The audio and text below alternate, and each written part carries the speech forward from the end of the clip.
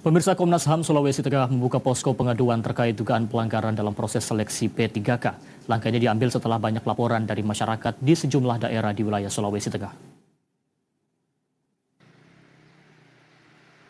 Komnas HAM Perwakilan Sulawesi Tengah membuka posko pengaduan dugaan pelanggaran HAM terkait polemik seleksi dan pengangkatan pegawai pemerintah dengan perjanjian kerja atau P3K di sejumlah daerah di Sulawesi Tengah.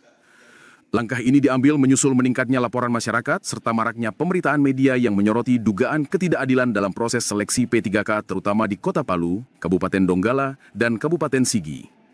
Pengaduan yang masuk ditindaklanjuti oleh pihak Komnas HAM melalui respon cepat ke pemerintah daerah setempat, melalui rekomendasi ke para pihak terlibat, khususnya pemerintah daerah di mana P3K itu berasal.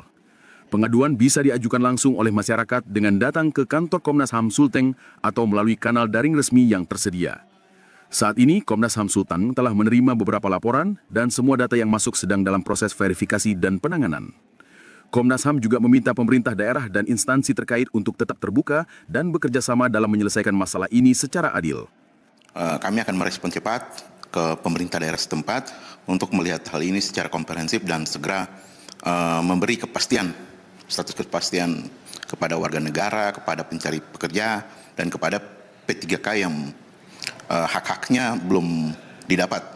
Kalau di Donggala itu P3K yang gajinya sebagian belum dibayarkan, sedangkan di kota itu sebagian besar honorer yang sudah lama bekerja belum diangkat dalam periode 1 dan periode 2 tahun 2024. Komnas HAM Sulteng mengimbau kepada pemerintah daerah dan instansi terkait agar bersikap terbuka dan kooperatif dalam menyelesaikan persoalan ini secara adil dan bermartabat. Dengan dibukanya posko pengaduan ini, Komnas HAM menegaskan komitmennya untuk melindungi hak-hak warga negara sekaligus mendorong perbaikan sistem rekrutmen aparatur sipil negara yang lebih transparan, adil, dan inklusi. Dari Palu, Rian, Farin TVRI Sulteng melaporkan.